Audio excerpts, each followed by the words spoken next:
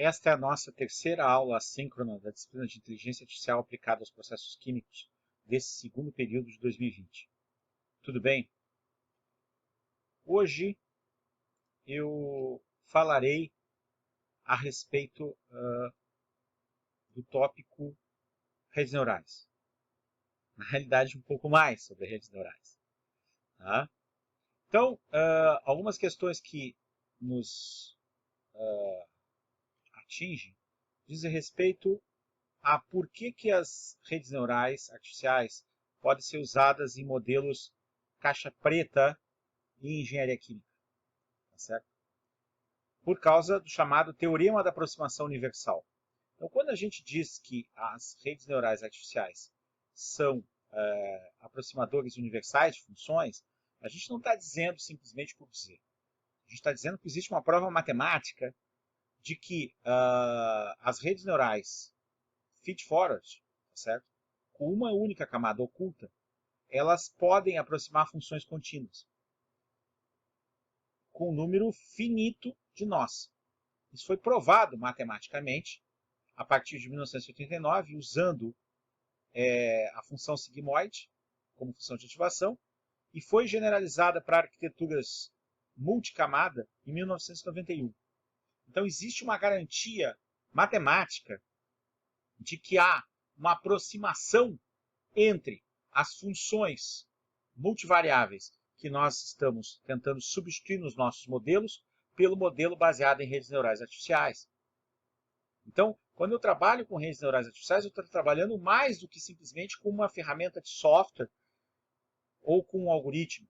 Eu estou trabalhando com um ente que matematicamente equivale à função que eu estou tentando aproximar. Tá certo? Eu tenho uma garantia matemática. Isso é importante. Isso é importante. Por quê? Porque vou ter a possibilidade de usar dependências matemáticas, características, propriedades da função equivalentes àquelas que eu teria se eu tivesse uma função analítica. Não estou dizendo que eu vou derivar uma rede neural, mas que eu posso inferir informações que vão me dar condições de usar métodos numéricos baseados em redes neurais. Entenderam? Ou seja, uma função aproximada a partir de uma rede neural artificial, ela pode ser usada no método numérico, do mesmo jeito que a função analítica seria, porque ela foi aproximada e isso é provado em termos de um teorema matemático. Bom, por que houve um boom no uso das redes neurais artificiais? Bom, é óbvio que a resposta é associada ao sucesso em vários ramos da tecnologia. Hoje em dia, com os dispositivos portáteis, né, com o uso dos smartphones de cada vez maior poder computacional, tá certo? Mais memória, mais velocidade de processamento, mais cores de processamento, a gente tem aplicações que são aplicações que a gente usa e nem se dá por conta. Nós fazemos, por exemplo, reconhecimento de voz baseado em redes neurais artificiais a toda hora, a todo momento. Toda vez que a gente acessa o auxiliar digital, tá certo? Quando a gente faz identificação de música,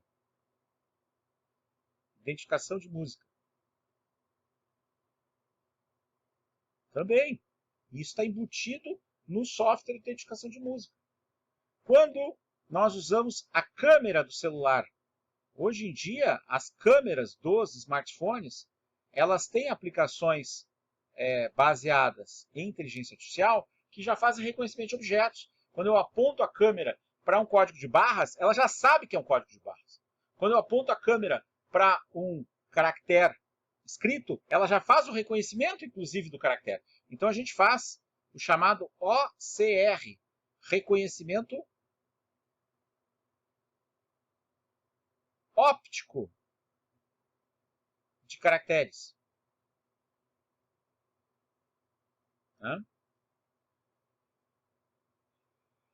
Então, todas essas aplicações, a gente teria uma infinidade de outras para falar que são usadas no cotidiano, usando smartphones, elas se baseiam em tecnologias de redes neurais artificiais. Ah, professor, mas tem confusão a respeito do que é inteligência artificial, do que é machine learning, o que é redes neurais artificiais? Bom, Então, é importante a gente ter clara a seguinte noção. Quando a gente vai fazer uma busca a respeito dos termos Deep Learning, Neural Networks e Machine Learning, a gente observa que a curva, por exemplo, de redes neurais, ela era mais intensa, a procura numa escala de 0 a 100 no Google Trends, no ano de 2004, e ela é bem menos intensa hoje, no ano de 2021. Então, ao longo desses 17 anos, o que a gente teve? A gente teve um decréscimo no interesse por redes neurais? Não, não. O que acontece? A gente sabe que existe o campo da inteligência artificial e que dentro da inteligência artificial a gente tem um subcampo chamado Machine Learning, aprendizado de máquina, e dentro do campo Machine Learning a gente tem o chamado Deep Learning. Deep Learning. O Deep Learning ele é composto, na realidade, pelas chamadas redes neurais profundas. Profundas. Porque Deep Learning significa aprendizado profundo. Observem que ao mesmo tempo que cai o interesse de busca pela palavra-chave Neural Networks, cresce o interesse sobre Deep Learning. E Deep Learning é uma aplicação baseada nos conceitos de redes neurais artificiais. Só muda o que? A arquitetura da rede e mudam alguns recursos, alguns tipos de rede. E principalmente as ferramentas de software que são usadas para a utilização do Deep Learning. Observem que, ao mesmo tempo que houve um aumento no interesse por Deep Learning, um aumento por Machine Learning, que envolve outras formas de aprendizado, não só o treinamento supervisionado, mas também o treinamento não supervisionado, o reforço de aprendizagem, tá certo? Nós temos mais ferramentas de Machine Learning do que simplesmente Deep Learning e redes neurais artificiais. Então, é um campo maior Machine Learning do que Deep Learning. Por isso que Deep Learning está contido dentro de Machine Learning. Então, parte desse interesse que se deslocou de um setor para o outro, na realidade, diz respeito à evolução do próprio setor. Bom, para a gente poder investir na ideia de trabalhar com Deep Learning, é importante que nós saibamos alguns conceitos práticos da aplicação de treinamento supervisionado e teste de redes neurais artificiais. Então, a primeira coisa que nós temos que nos dar por conta é que quando nós falamos em RNAs, nós estamos falando em RNAs nas duas situações. A diferença é que essa rede neural aqui, ela só tinha uma camada oculta. E o Deep Learning vai ter muitas camadas ocultas que vão fazer muitas funções matemáticas. Muitas camadas ocultas que vão fazer várias funções, algumas mais simples, outras mais complexas. Então, Deep Learning é uma aplicação de redes neurais, só que de redes neurais profundas, por isso que tem muitas camadas, tá certo? Bom, o glossário associado aos termos de uso de redes neurais artificiais, seja para monocamada ou para multicamada, seja para RNAs clássicas ou para Deep Learning. Então, o que nós vamos ter? Época. Época é um corte arbitrário, geralmente definido como uma passagem por todo o conjunto de dados. Então, quando a gente vai submetendo o conjunto de dados de treinamento para o algoritmo de treinamento da rede, quando eu passar todos os dados, eu vou ter percorrido uma época. É óbvio que nós vamos, com isso, conseguir separar o treinamento em fases distintas. Então, vou ter a primeira época, a segunda época, a terceira época. Eu vou ter um processo iterativo em que eu vou acompanhando o desempenho do treinamento com as épocas. A época é a contagem de loops de treinamento, né? Simplificando. Então, isso é muito útil para a gente poder avaliar como que está andando o treinamento, se a rede está dando resultados bons ou não ruins. Tá? Ou ruins. Em termos leigos, uma série de épocas significa quantas vezes você passa pelo seu conjunto de treinamento. A taxa de aprendizagem. A taxa de aprendizagem é um número que a gente viu na aula anterior, que está associado ao método de treinamento do gradiente descendente. Esse número é um escalar, que varia de zero, pode variar de zero a infinito, mas se ficar infinito, ele vai dar um problema de estabilidade no método numérico. Então, é um escalar que vai crescer, pode crescer lentamente, usado para treinar o modelo via gradiente descendente. Durante cada interação, o algoritmo do gradiente descendente multiplica a taxa de aprendizado pelo gradiente. Então, a aproximação do gradiente, como a gente viu na aula passada, é multiplicada pela taxa de aprendizagem. Esse produto resultante é denominado de degrau gradiente. A taxa de aprendizagem é um hiperparâmetro. Então, todos esses parâmetros que dizem respeito à velocidade e à eficiência, bem como à eficácia do treinamento, são chamados de hiperparâmetros. São os parâmetros que eu posso modificar durante o treinamento. Especificar a taxa de aprendizado é equivalente a determinar como os pesos mudam, com que velocidade eles mudam. Os pesos da rede para cada interação. Então, às vezes, pode ser interessante que eles variem muito, às vezes pode ser interessante que não variem muito. Se eles variarem muito, pode acontecer que eu salte por cima do ótimo da minimização do erro do treinamento. Então, eu tenho que tomar esse tipo de cuidado, né? Função de ativação. Como a gente viu na aula passada, cada neurônio ou cada nó tem, a partir de uma determinada entrada, um cálculo de função. A saída, que é usada a partir do dado de entrada do nó, é a solução para as funções que são usadas. Eu posso usar a função linear, posso usar a função sigmoide, posso usar a função tangente hiperbólica, posso usar a função ReLU. Daqui a pouco eu vou falar o que é a função ReLU. Tá? Vou apresentar as funções. Regularização. Regularização é um hiperparâmetro usado para evitar o que se chama de overfitting, o sobreajuste. Os valores disponíveis são, na aplicação que a gente vai usar, chamada de L1 e L2. L1 calcula a soma dos pesos, enquanto que L2 calcula a soma do quadrado dos pesos, para acompanhar se não está ocorrendo overfitting. Tá? Taxa de regularização. Um escalar usado para especificar a taxa na qual o modelo aplica a regularização. Então, a regularização é um recurso para evitar o overfitting. Então, se eu quero usar esse recurso que o software me dá, eu escolho o número entre 0, que é não usar regularização, até usar o máximo possível de regularização, que é usando 10.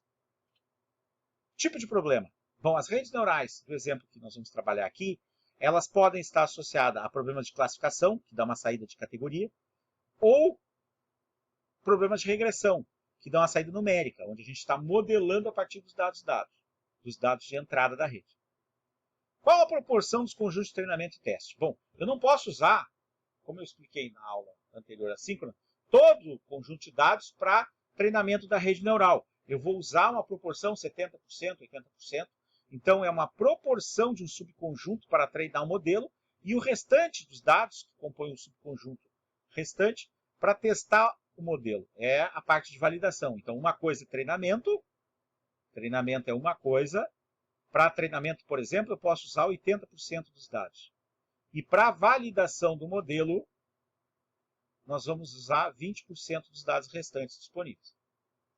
Ruído. Ruído é uma possibilidade em que a gente faz uma distorção dos dados, de forma a que os dados possam ter uma variabilidade maior, para que a rede neural venha a ter uma capacidade maior de generalização.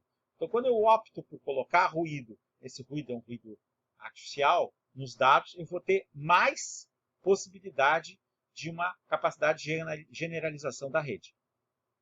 Tamanho do batch, tamanho do lote. Um pequeno subconjunto selecionado aleatoriamente de todo o lote de exemplos executados juntos em uma única interação de treinamento ou inferência.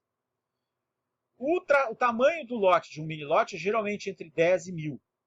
Tá? Então, a gente pode fazer a seleção dos dados, gerando um mini-lote, e operar o treinamento e o teste com esse mini-lote. Recursos. Recursos são os dados de entrada. Não. São a representação da camada de entrada para alimentar na rede neural. Tá certo? Os recursos são os inputs. Os recursos são os inputs. Eu posso escolher o formato matemático dos inputs que eu vou colocar na rede. Camada escondida. Uma camada hidden, tá? É a camada entre as camadas de entrada e a camada de saída. as camadas de saída, onde os neurônios artificiais recebem um conjunto de entradas ponderadas pelos pesos e que produzem uma saída por meio da função de ativação. Então, são aquelas camadas que, se for uma, eu vou ter a rede neural clássica. Se for várias, eu vou ter a rede neural profunda, do Deep Learning. Saída. A saída, que é a camada, o resultado da camada de saída, geralmente envolve uma avaliação de perda. Ou seja, a função de perda ou função de custo é um método de avaliação do desempenho da rede neural para os dados fornecidos. Eu sei que existe uma correspondência entre os dados que eu dei e os dados da base de dados que correspondem àquelas entradas. Se o modelado não corresponde ao observado no modelo, no conjunto de dados, eu vou ter uma diferença. Essa diferença está associada a um erro, a uma perda. Se as previsões se desviarem muito dos resultados reais, a função de perda será alta, uma função de custo. Né? Frequentemente avalia-se esses custos, né, essa questão de erro, de desvio, em conjuntos de treinamento e de teste. Ou seja, eu já avalio, à medida que eu vou utilizando, fazendo o treinamento, eu já treino a rede que eu tenho para ver se ela já não está boa com os dados de validação. Tá certo? Eu já faço as duas coisas simultaneamente para ganhar tempo. Eu não faço o processamento em batelada primeiro para depois fazer o uso na etapa de teste. Eu já faço as duas coisas simultaneamente. Bom, com respeito às funções. Com respeito às funções de ativação dos neurônios. Bom, a gente já falou que as funções mais interessantes seriam a função sigmoidal e a função tangente hiperbólica. Pode ver que elas têm formato parecido, tá certo? Ligeiramente parecidos, tá? Elas têm uma declividade diferente, mas elas estão muito associadas a uma correspondência com o comportamento do neurônio fisiológico humano. Ou seja, dependendo da intensidade do sinal de entrada, o neurônio ele satura. Então a faixa de gradiente aqui, ó, a faixa de gradiente onde eu tenho um sinal, ela é uma faixa ligeiramente diferente nas duas funções. Essa é a grande diferença que eu tenho entre a função sigmoidal, ela é um pouco mais ampla, ela é mais suave, do que a tangente hiperbólica, onde eu tenho uma faixa de sinal que satura mais rápido com a tangente hiperbólica. Por sua vez, a partir de 1991, se passou a usar a função ReLU. ReLU é essa função em azul aqui, ó. Essa função é azul. O que significa ReLU? ReLU significa Rectified Linear Unit. É uma sigla ReLU. Ou seja, isso aqui equivale à função rampa. Se fosse controle de processo, isso aqui seria a função rampa. Tá certo? E além da rampa, além da ReLU, além da tangente hiperbólica, além da função sigmoidal, a gente tem funções lineares que são fáceis da gente reconhecer. Né? Todo esse glossário eu apresentei porque o intuito é a gente fazer uso desse site aqui, playground.tensorflow.org. Esse site aqui é um site que permite a gente ter uma ambientação com o uso de treinamento e validação de redes neurais só usando o navegador. Então agora eu vou pegar, vou para a minha apresentação no PowerPoint, copiei o endereço já está aqui, ó. O endereço é esse aqui, tá certo? Então nós vamos fazer o quê? Nós vamos prototipar a rede neural usando essa ferramenta. Então o que eu observo aqui? Bom, eu observo que eu tenho os parâmetros do glossário que eu usei. Eu tenho dados, características, camadas escondidas, tá certo? Número de neurônios por camada e tenho a saída. Essa ferramenta me permite escolher aqui, ó, quais os conjuntos de dados que eu vou usar, tá certo? E me permite eu determinar aqui qual tipo de problema. Se eu vou resolver um problema de classificação ou um problema de regressão. Então eu vou classificar dados de um banco de dados. Então eu não sei quais são as features que vão... eu conheço as features, mas eu não tenho uma ferramenta que separe esses dados de entrada, tá certo? E aí o que eu vou fazer? Eu vou... aqui eu começo a executar a simulação, eu começo a executar o treinamento. Aqui eu tenho número de épocas, aqui eu tenho a oportunidade de trocar a taxa de aprendizado, aqui eu troco a função, eu vou trocar para sigmoidal, não vou usar a regularização, tá certo? 100, tá? Então a taxa de regularização fica 0. Vou usar os dados que têm esse formato, os dados são divididos em dois tipos, os dados laranjas têm determinadas características que mandam para aquela distância que seria esse centro desse plano, usando dois dados, x1 e x2, tá certo? Para um total de, eu vou usar 3 neurônios e uma única camada, tá certo? Então, comecei a executar, aqui eu tenho o teste da função que observe que está reduzindo, tá certo? Então, está ocorrendo uma discriminação, uma capacidade de generalização pela rede. Começou a convergir. Então, o que significam as cores? As cores aqui, elas estão, e a sua largura, estão associadas necessariamente aos pesos. Aos pesos, tá certo? Então, a gente tem uma capacidade, fica claro pelo exemplo gráfico, que houve um bom treinamento, tanto é que o erro foi um erro pequeno, né? Então, em menos de mil épocas, a gente conseguiu um erro de teste de 0,015. 0,015. Né? Vamos mudar a função, em vez de sigmoidal, eu vou manter a mesma arquitetura de rede, o mesmo número de neurônios de entrada, o mesmo número de neurônios na camada intermediária e a mesma taxa de aprendizagem. Só vou trocar sigmoidal por tangente hiperbólica. E vou executar novamente a simulação, o treinamento. E vamos ver se ela converge mais rápido. Me parece que ela convergiu absurdamente mais rápido. Tá certo? Observe que eu tenho menos do que 300 épocas e eu tinha um erro, né, no treinamento de 0,008 e no teste da ordem de 0,019. Então, observe, ela treinou mais rápido e alcançou quase a mesma resposta na etapa de teste, só trocando a função de ativação. Professor, como que a gente faz isso? A gente faz isso a partir de uma sucessão de testes, de vários testes. Eu vou parar aqui quando eu tiver 1000 épocas, tá certo? 1000 épocas. E vou fazer o seguinte, vou mudar o grau de dificuldade. Vou trazer dados que têm uma dispersão maior, com a mesma minha rede, só com 3 neurônios, voltando aqui para a sigmoidal, tá certo? Mandei treinar, vamos ver o que acontece. Está ocorrendo uma convergência, vamos ver, eu não rodei esse exemplo anteriormente, tá? Podem ver que é o problema mais difícil de classificação, né? Eu estou usando a mesma topologia de rede, tá? Só 3 neurônios na camada intermediária, tá?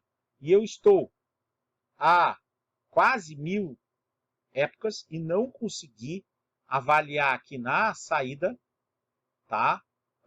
Uma resposta que fosse tão boa quanto a anterior. Então, esse conjunto de dados é mais complicado, ele é bem mais difícil de treinar para essa configuração. Em vez de usar sigmoidal, eu vou trocar para tangente hiperbólica, como eu fiz da outra vez, e vamos ver se eu obtenho uma resposta diferenciada. Né? Então, pode acontecer que eu não consiga ter uma resposta tão boa quanto eu gostaria. Né? Então, a gente faz esse tipo de treinamento com base na experimentação. Então, por exemplo, eu não consegui um bom resultado com essa função tangente hiperbólica. Vai chegar a 1000 e eu não obtive uma boa resposta. Tá certo? Então, eu vou trocar agora, vou usar a função de ativação que eu não usei antes, que foi a ReLU. Vou vir aqui e vou trocar para ReLU e vou ver o que acontece. Então, vamos ver se converge mais rápido. Convergiu absurdamente mais rápido. Então, dependendo das características dos meus dados, esses dados tinham uma dispersão que era mais apropriada para usar para ReLU. para usar a rampa, a função rampa que eu expliquei para vocês. Então, observe que em menos de 500 épocas eu consegui uma resposta absurdamente maior. Bom, tudo isso que eu fiz foi só com redes neurais simples, digamos assim, sem ser profundas. Vamos transformar isso aqui numa rede neural profunda. Então, vou aumentar o número de camadas, vou usar 2 camadas intermediárias com 3 neurônios. Tá? Será que melhora ou piora? Bom, eu estou indo contra o princípio da parcimônia. Eu estou indo contra o princípio da parcimônia. Ou seja, eu aumentei o número de pesos, porque aumentei o número de combinações, eu tenho mais parâmetros para serem determinados. Vou usar a função ReLU, que foi a que me deu o melhor resultado. Como nós aumentamos o número de neurônios, a tendência é que haja uma dificuldade maior de conseguir um treinamento para os mesmos dados. Então, nem sempre eu usar redes neurais profundas vai significar para o tipo de dado que eu quero fazer um treinamento uma resposta melhor. Não é porque as redes neurais profundas ou as redes neurais convolucionais, por exemplo, estão muito na moda, dão ótimas respostas para tratamento de imagem, que elas vão dar ótimas respostas obrigatoriamente, para processos químicos. Talvez os processos químicos sejam descritos por funções cuja complexidade não seja tão grande a ponto de eu precisar usar redes neurais convolucionais. Ou, talvez, os problemas que eu esteja tratando sejam problemas pequenos demais. Talvez os problemas gigantescos da engenharia química, eles venham a poder ser usados e ser modelados por redes neurais profundas. Mas, para isso, eu vou precisar ter dados com vetores com muitos dados de entrada, muitas colunas de entrada e muitas variáveis. Eu vou trabalhar sempre com sistemas múltiplo input, múltiplo output. Ou seja, o uso de redes neurais profundas em engenharia química, ele se reserva para problemas que efetivamente são passíveis de serem beneficiados pelo uso de redes neurais profundas. Se eu tentar tratar problemas mais simples com redes neurais profundas, pode acontecer que eu não consiga ter bons resultados, que eu teria bons resultados com redes neurais com somente uma camada intermediária. Tá certo? Essa é a mensagem que eu queria deixar. Eu peço que quem assistir essa aula, dessa atividade assíncrona, dessa disciplina, continue, por favor, trabalhando e explorando essa ferramenta, que é uma ferramenta exploratória muito boa, porque a gente não precisou instalar aplicativo nenhum, software nenhum. A gente não instalou R, a gente não instalou Python, a gente não fez uso de nenhuma ferramenta de programação. Então, isso aqui é muito bom para o usuário iniciante. Tá certo? Então, de parte da demonstração era isso. Eu quero agradecer a atenção, tá certo? E a gente comparou, na realidade, redes neurais com redes neurais artificiais profundas. E mostramos que, apesar de ser a palavra da moda, nem sempre elas vão dar sempre resultados melhores. Nem sempre. Tá? Qualquer dúvida, por favor, contatem Renato Dutra Pereira@gmail.com. Era isso, meu muito obrigado. Fiquem bem.